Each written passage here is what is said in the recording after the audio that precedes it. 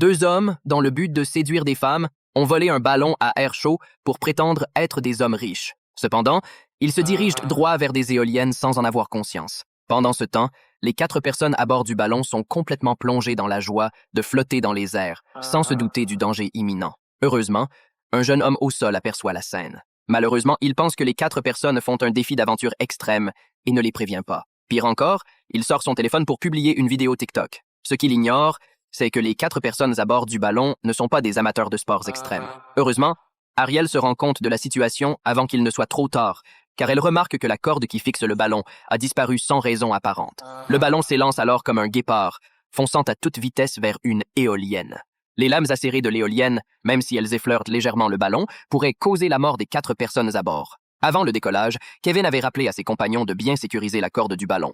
L'un d'eux, ne voulant prendre aucun risque, avait vérifié les pneus qui maintiennent le ballon au sol. Cependant, il avait oublié de fixer l'autre extrémité de la corde au ballon, ce qui a conduit à la tragédie imminente. Avec la vitesse du vent actuelle, même une descente rapide ne résoudrait rien.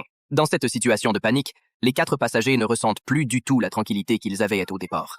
Ils sont terrifiés, leur visage pâle de peur, et ils sont plongés dans une confusion totale. Dans un dernier effort désespéré, Kevin règle le brûleur au maximum dans l'espoir de gagner en altitude pour éviter les pales de l'éolienne.